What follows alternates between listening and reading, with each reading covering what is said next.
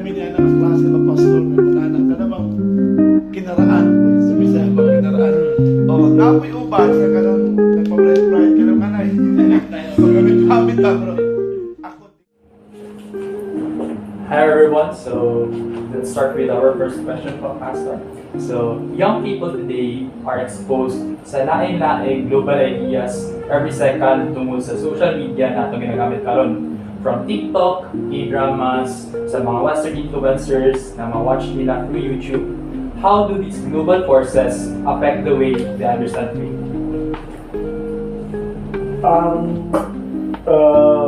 Nag-apekto sa ang TikTok, ang K-dramas, they brought it into the church. Like for example, inside the church, there are what we call conservative, and there are also liberal. So when this TikTok, this K-dramas bring in or brought in to the church, then it will affect especially the mind of those who are in conservative people. Okay lang sa mga liberal ay masabtan, pero hindi ka rin approach sa kalibutan sa hindi masabtan. Even I myself sometimes as a pastor, usay mag-impact ko na do we need to present this one or accept this one, especially on the occasion of the church like Thanksgiving, Christmas party. So you cannot bar them na dili pwede na. So they will be offended. Just like you can stop, you can also stop them to kaya doon yung mga conservative. So with this kind of situation, the church is lagi sa tunga, no? We have to have i-balance, i-bangon din mo na makaayo ba o di ba makaayo in the church. Like for example, just 2 weeks ago, we celebrated our Thanksgiving, and so you're right. The TikTok and the K-dramas are appearing in the church program. So I begin to think. Thank you for this question. I begin to think about those people na conservative, and it came to me. So is it okay? And the conservative is, I'm talking about the old one. And this new generation is different. So I think the question is it affect? Yes, there is a big TikTok sulod sa simbahan or sa panibagong kininga klase na K-dramas, TikTok, napagani ikaw sa nanayo last part. Kasama ng kantang community dance. It came from any TikTok, and then nanayo Sila. Surprise na lang ko. Ano sabihin mo? Isayaw naman. So the next time around, ako siguro is that not inform me but consult me with the program. Otherwise, mabahin ang simbahan. That's it. Thank you very much. Next question, Pastor, is do you see changes sa mga beliefs sa mga batanon karon nga na shape tungod sa global culture, whether sa question silang identity, sa mga relasyon nila, or sa ilang morality? Exactly. There is a big change when it comes the approach today in the past. There is a big change, or should you say, nagkalanlain yung mga approach nila. But with regards to the identity, kaya akong dili magustuhan. Okay, the more you are exposed to TikTok or K-dramas, most of those, I don't know if you notice, most of those are, like mainhin ba, ibang mga binabae. Sila palagi yung tawag ito, na-draw ba, na-expose, and then parang napropromote pa ba more. And then as a church, we don't promote that kind of feelings. Since I was also a gay before, and nakita na ko na lahi ang karon kay ang ilang exposure more on dancing, more on, drama na there is what we call drama like gay, and then gikulata, and then suppose gitabangan, gikulata. Nakita na ko ang promotion ba? lahi karon kaysa kaniadto. Kaniadto mo ang programa kaniadto dili about niya na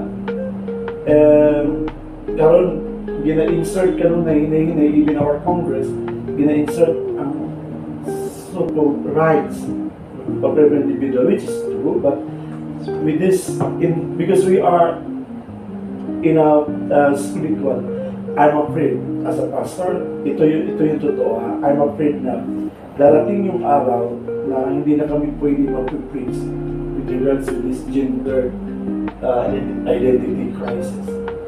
Yeah. And that's in the Bible, that we need to speak out the Word of God. Yeah. Today, the world has changes. So many things changes. Involved, nag-evolve siya. Nadakan siya mga bago na introduce. Which kata nga mga batan, kamo nga batanon may na pictual for my kami ang muna nag-agianan. Grabe yung grabe. Kaya yung grabe ka. Tanam ko so, dilis yung si Manula. Panahapat na gana. Kanang mga luyahon, o kanang matumboy, pero wala ko nagkailabot sa lupin. It's the right. When global ideas enter the church, mostly in music, media, or sa attitude, how do churches usually respond sa kanang areas? Sa music, di na ito pwede nga isulti nga all are bad. No? Nisunod dito mga kanang mga bagpo na kuan ba. Pero for example, taga-kuan na, ang music mangod, which kanang ginatawag bitaw, adunay subjective and objective. Ibig sabihin, kung ang music ganit dalaon sa madalpon mo sunod sa simbahan, like, ano bitaw, duyana ako. Puro muna sa mga subjective. Kana bang, ano lang ba, i-comfort lang yung flesh ba? Unlike itong mga song na, I needy, I surrender all, then sings my song. Kato siya mga objective to sa ibig sabihin, kanang you lift the name of the Lord. Karon mo na bantayan ang kalibutan nagahatag ng daghan kay music sunod sa simbahan. Then somehow ikaw ang pastor or music pastor sunod sa simbahan. Sometimes imong i-scrutiny ba na is this objective or subjective music? Because there are two kinds of music, subjective and objective. Katulad mo, ito yung sample ako nga, para nang, duyana, kung marabag ka lang, comfort lang ba? Oo. Lahit tong ihagid na, I surrender. Ibig sabihin, it derives from the verses of the Bible and also kanang naagi impact sa kinabuhi sa tao para makatouch. Ang ako, pero doon akong idea din na sa through music, dili tanan nga i-introduce sa kalibutan. Sulod sa simbahan, makadaot. Doon ay uban na okay. No? Doon ay uban na okay. Dahil at punta sa media o sa attitude, nagran yun kang makita sulod sa simbahan nga, usap yun ang okay. Sa attitude, kita sulod sa simbahan. Mga kita magbalik ko ng sulod din ako sa inyo na sa iwalong ayun ka mga song pastor ipatawag din mo istoryawan mo sila ay mga leaders sa atin may mo dili kung ano naman ang kapapatanon ka sulod sa simbahan ay doon sa mga simbahan sulod sa simbahan nagtulog na sa amin nakalab na sila so you have to reach them out ang pangutana kini bang matawhana kung sa may matabang sa simbahan. So, ang matabang sa simbahan, direkta din ka, ako, as a pastor din ang matabang na ako, direkta din ko, nagto sa mga leaders. So, yawan na ako sila, sa mga naman ko may reach out din sa mga batanong na nag-basketball, kung saan man nato mga batanong ng mga sipak, mga nagpamalikas pa man. Yung dahil ako sa council, pastor, kinanap ka kita mga few Sundays for few months, tapos ang usul marang kung pagbilin pa pagkiyam. So, dili ko moingon na dautan ang church global season or ang church sudlad sa music, no? Because sa global na itong approach. Pero ang may sulti nga, kung pwede na istorya ang mga individual, ang mga certain individual, betungod sa ilang ginatawang idala sa simbahan. kaya ang simbahan mo mismo, na sa sarili ng music. Niya, i-introduce niya yung music karon. Okay na kung ganina na. Doon ka klase ang membro simbahan, na conservative, and then liberal. May palit nyo lang. So for a quick follow-up question lang po, what helps the church stay grounded spiritually while still understanding the global culture and young people interact with every day?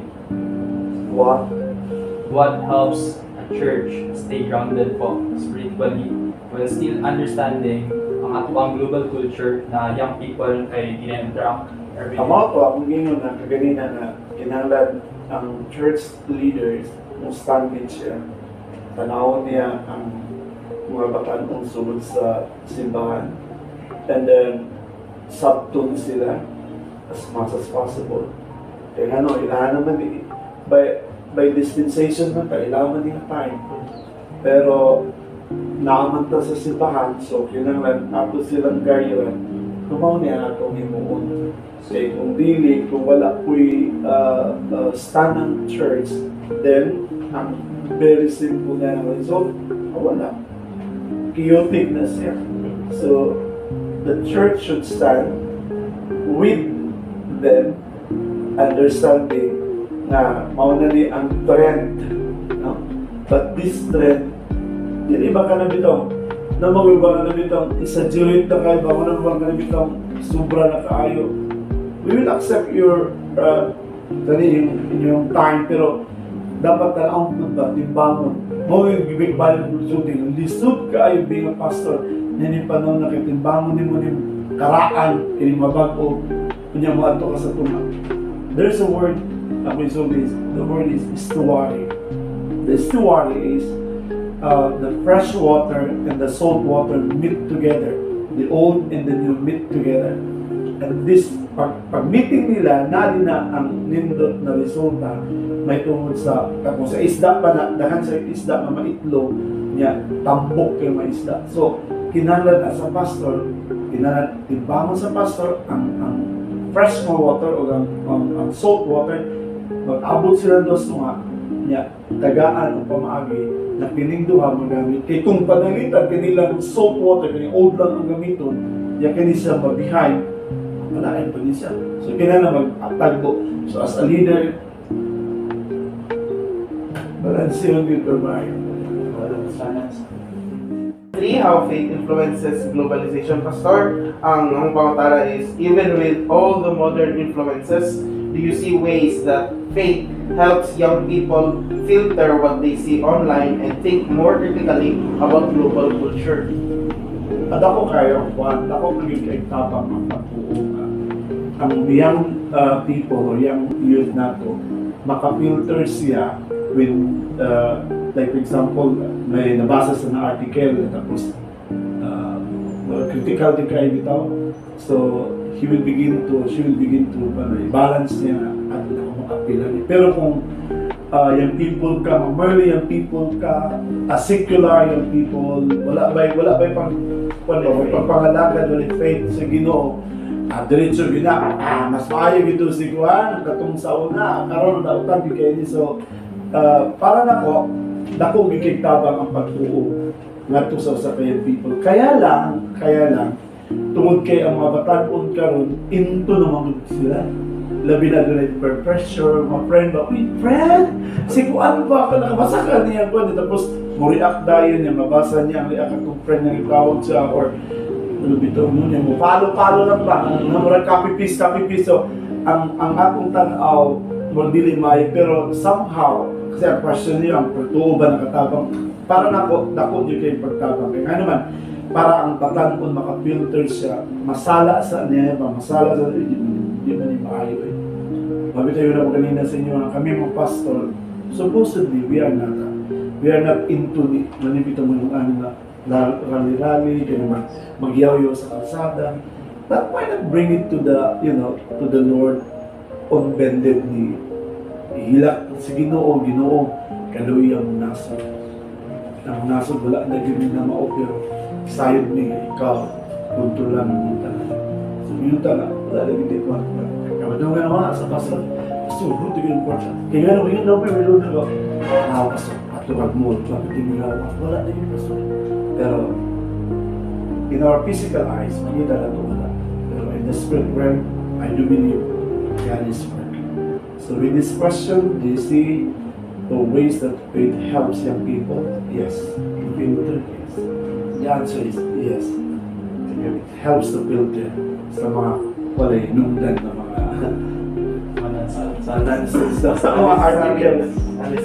So for our next question po, Pastor, in your view, can globalization actually strengthen someone's faith by exposing them to new perspective and challenges? Or does it mostly pull people away from their spiritual foundations po?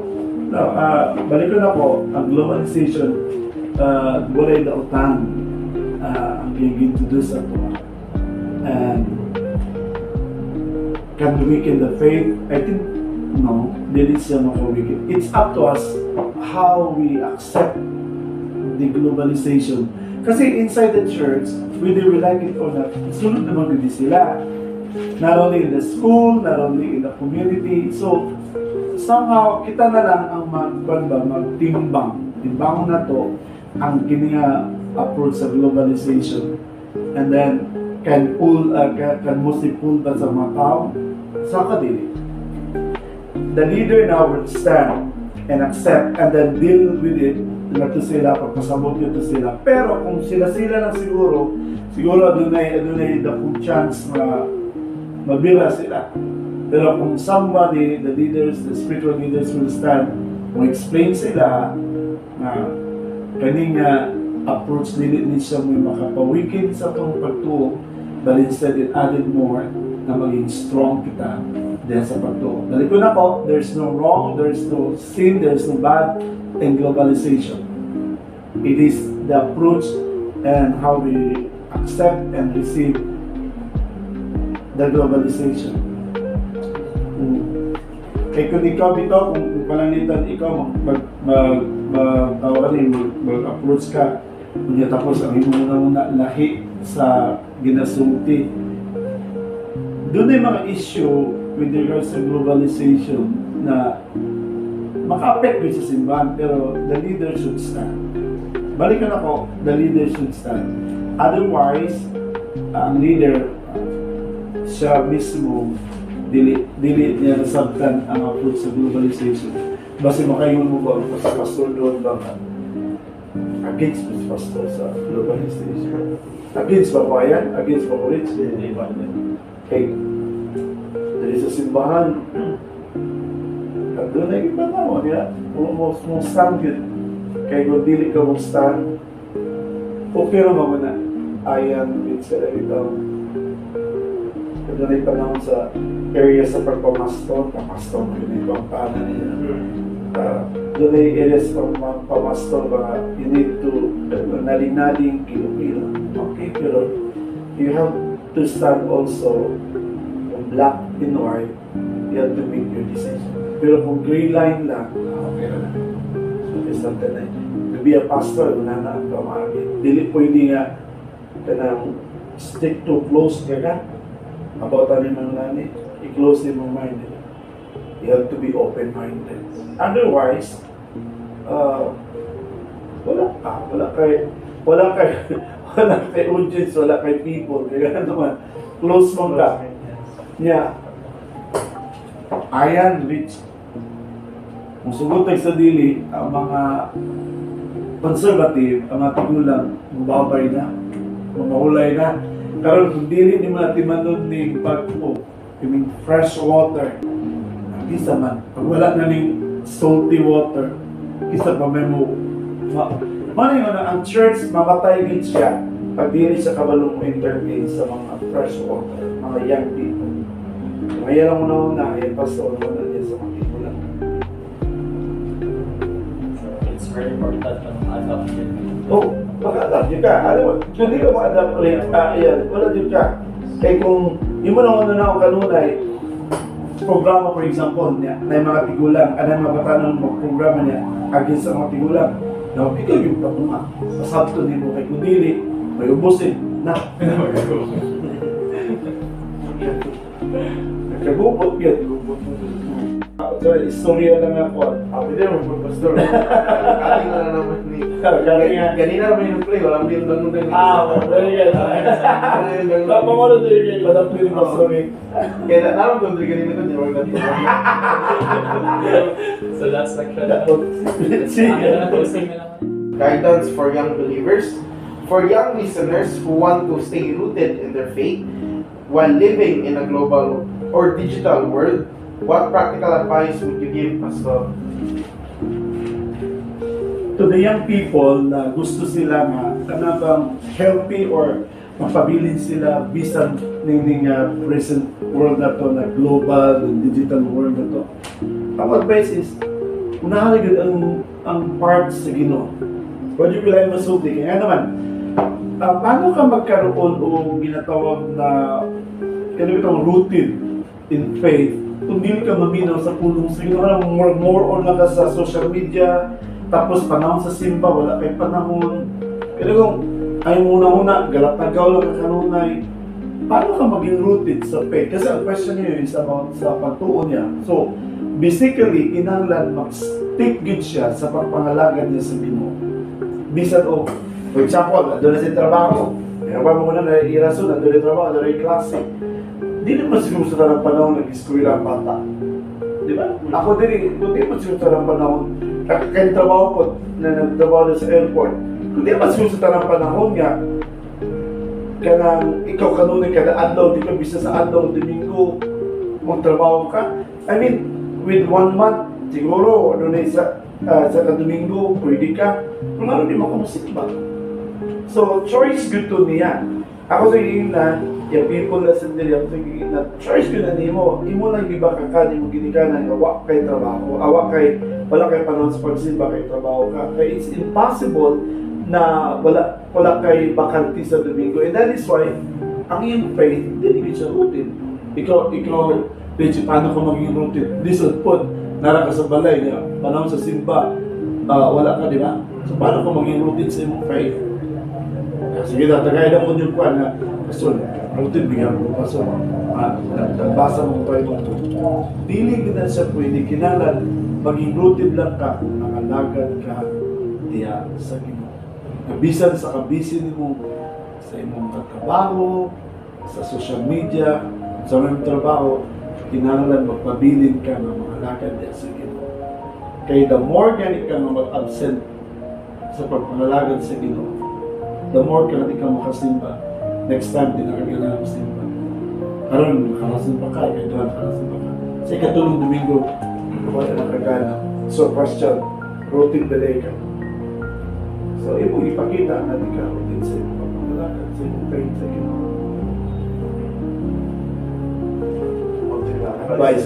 Advice ako sa iyo, people, find yourselves mga lagan nila sa Ginoo.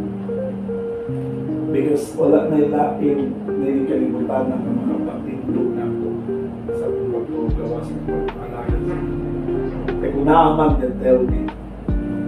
Pastor, ano mo po social media, Pastor?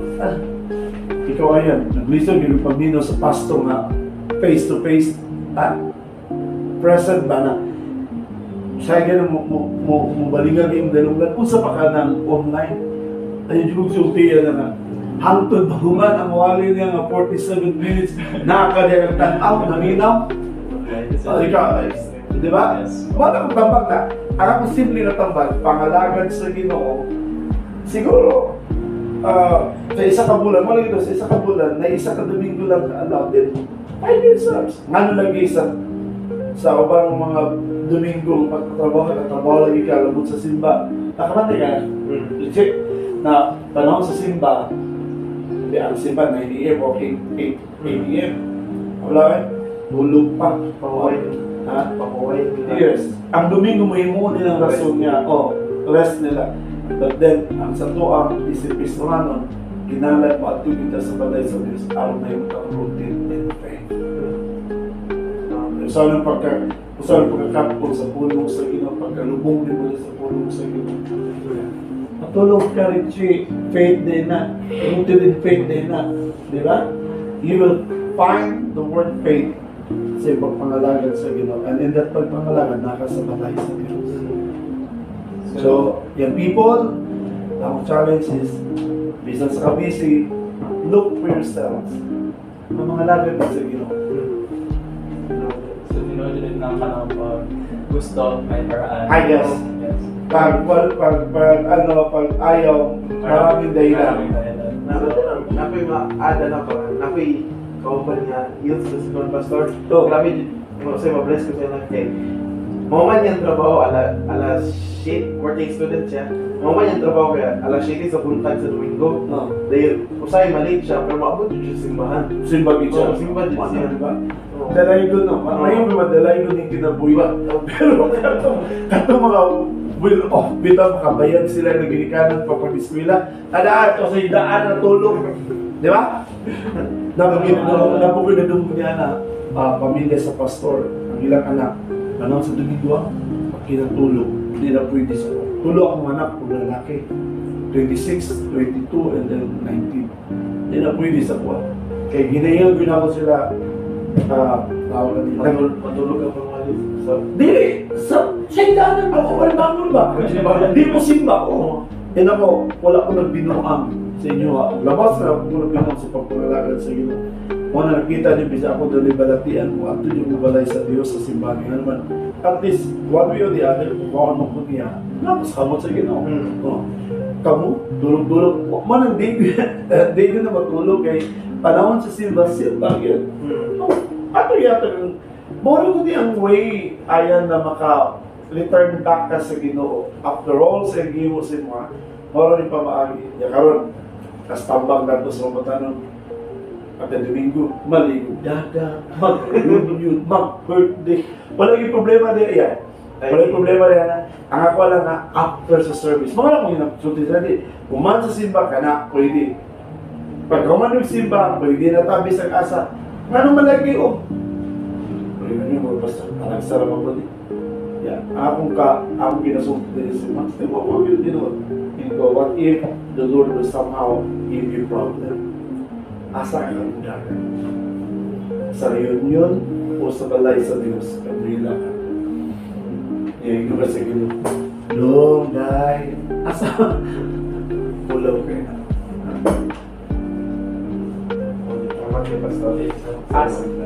Pastor, thank you for helping us see that faith and globalization aren't enemies.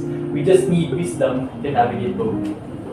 then, to everyone listening, thank you for joining us. Yes, this has been the IR podcast. See you in the next. See you in the next So, episode. Thank you.